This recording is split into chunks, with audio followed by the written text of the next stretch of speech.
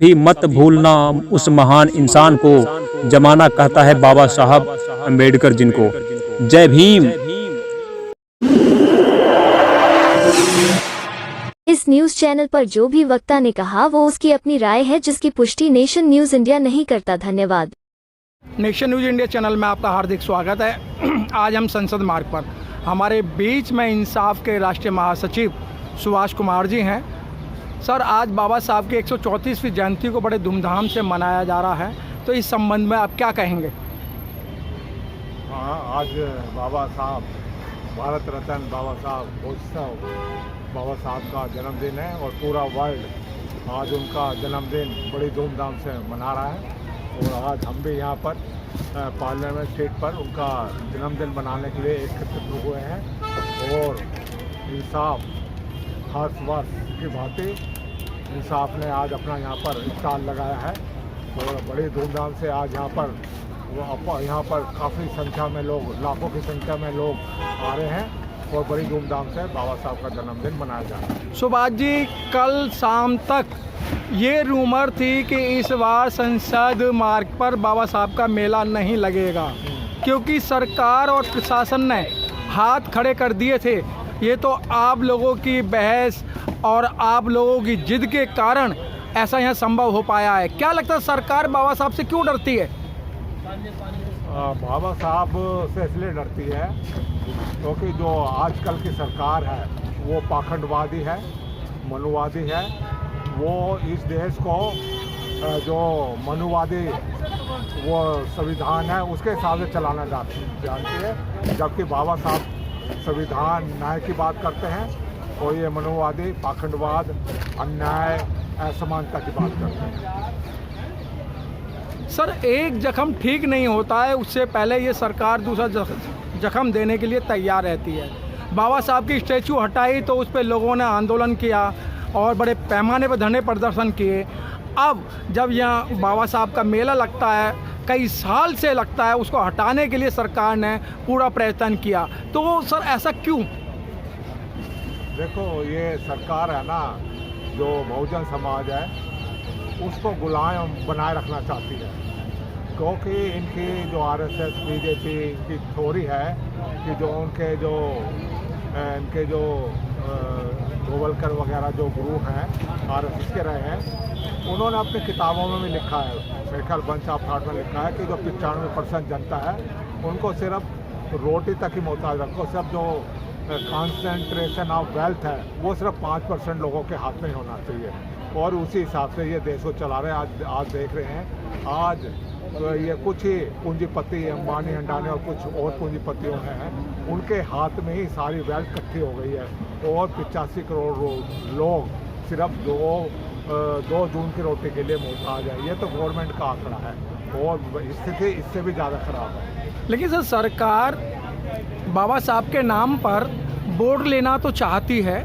और दलितों को मैनेज करने के उद्देश्य से लगी रहती है, लेकिन जब दलितों का अपना काम, जैसे बाबा साहब की जयंती मनाने का काम आया, तो सर जितने सांसद हैं या विधायक ने, किसी ने भी मुंह नहीं खोला कि भाई आप इस तरीके का निर्णय क्यों ले रहे हैं कि संसद मार्ग पर मेला नहीं लगेगा। देखो, अभी यहाँ पर प्रशासन ने पूरी कोशिश की कि मेला संसद मार्ग पर ना लगाया जाए, लेकिन एक समिति संसद मार्ग अम्बेडकर समारोह समिति एक बनी हुई है, उसके तत्वाधान में 3-4 मीटिंग हुई अम्बेडकर भवन में। और वहाँ पर जो समिति के सदस्य हैं, बहुत सारे संगठन हैं, उन्होंने मिलजुल कर निर्णय लिया कि हम चाहे कुछ भी हो, बाबा साहब का जन्मदिन अम्बेडकर वो संसद मार्ग पर ही बनाएंगे। और अंत में सरकार को झुकना पड़ा या प्रशासन को झुकना पड़ा और उसको अलाउ करना पड़ा और आज हम यहाँ पर बाबा साहब की जयंती मनाने के लिए आज एकत्रित। लेकिन सर, संसद मार्ग से जो पंत मार्ग है काफ़ी डिस्टेंस है और कुछ लोग बता रहे हैं कि बाबा साहब की स्टैचू को इन्होंने चेंज करा है। पहले बाबा साहब की स्टैचू बड़ी थी और सुंदर थी, लेकिन अब जो लगाई है स्टैचू उसमें काफ़ी परिवर्तन है। हाँ, अभी तो जो मेन परिसर में थी पहले बाबा साहब की, और उसका जो प्लेटफॉर्म था काफ़ी ऊंचा था, बाहर से भी दूर दूर से वो नज़र आती थी। लेकिन अभी इन्होंने कहीं पीछे ले जाकर उन्होंने बाबा साहब के स्टैचू 4-5 और महापुरुष हैं उनके साथ इन्होंने वो बाबा साहब की मूर्ति स्थापित की है और उसका प्लेटफॉर्म भी पहले के मुकाबले काफ़ी नीचा है।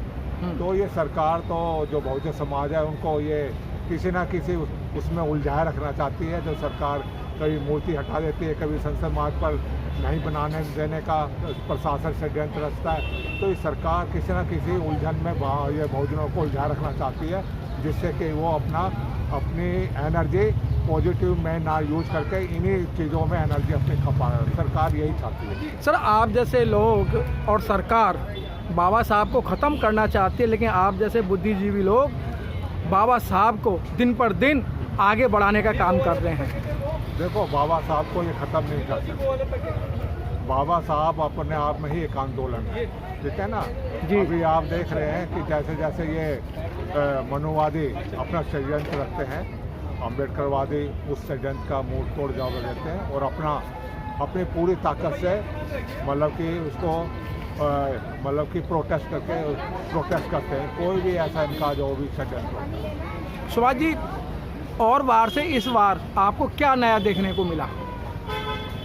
हर बार देखें तो हर बार ये जो यहाँ पर आने वाले जो बाबा साहब के अनुयायी हैं, उनके जन्मदिन पर यहाँ पार्लियामेंट स्ट्रीट पर हर साल बढ़ता जा रहा उनका कारवां। हर बार लोगों की संख्या बढ़ती जा रही है और ये आगे तो बढ़ती ही रहेगी, ऐसा हमारा मानना है। क्या संदेश देना चाहते हैं अम्बेडकरवादियों को?